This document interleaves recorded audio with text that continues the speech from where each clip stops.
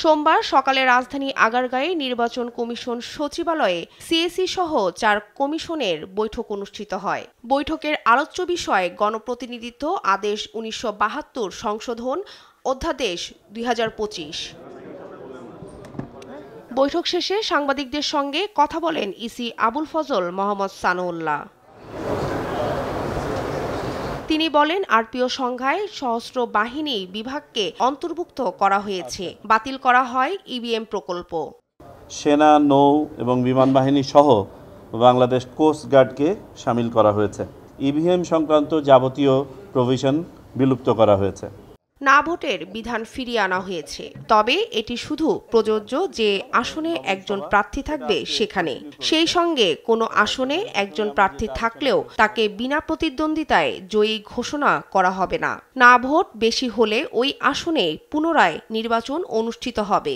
এই না ভোটের বিধানটা হবে যদি কোথাও একজন প্রার্থী হয়, বিনা ভোটে নির্বাচিত হবে না। সার্বিকভাবে না ভোট নয়, যদি কোনো কনস্টিটিউয়েন্সিতে মাত্র একজন ক্যান্ডিডেট হয় তাকেও নির্বাচনে যেতে হবে, তার বিপক্ষে না প্রতিদ্বন্দ্বিতা করবে।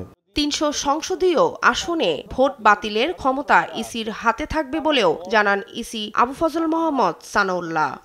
নির্বাচন কমিশন অবস্থা বুঝে নির্বাচন স্থগিত করা, এক বা একাধিক বা সমস্ত কনস্টিটিউয়েন্সি, একইভাবে ফলাফল এক বা একাধিক বা সমস্ত কনস্টিটিউয়েন্সির ফলাফল বাতিল করতে পারবে। জোটবদ্ধভাবে নির্বাচন করলেও নিজ দলীয় প্রতীকেই প্রার্থীদের ভোট করতে হবে। এছাড়াও হলফনামায় মিথ্যা তথ্য সাপেক্ষে প্রার্থিতা ও এমপি পদও বাতিল হতে পারে বলেও জানান তিনি। গণমাধ্যম কর্মীরা ভোট গণনার সময় উপস্থিত থাকতে পারবে, তবে শর্ত একই বলবৎ থাকবে সবার জন্য, যে গণনা শুরু থেকে শেষ পর্যন্ত যারা থাকতে চাইবেন তাদেরকে পুরাটা সময়ব্যাপী থাকতে হবে। যদি হলফনামায় কোনো ধরনের অত্যুক্তি, বিচ্যুতি, মিথ্যা তথ্য যদি হয়, তাহলে তদন্ত করে রিকল করে প্রয়োজনে তার ক্যান্ডিডেচার ক্যান্সেল করা হবে। এদিকে নিবন্ধনের জন্য আবেদন করা ৮৪টি নতুন দলের মধ্যে ২২টি দল প্রাথমিক বাছাই উত্তীর্ণ হয়েছে বলেও জানান ইসি সানাউল্লাহ।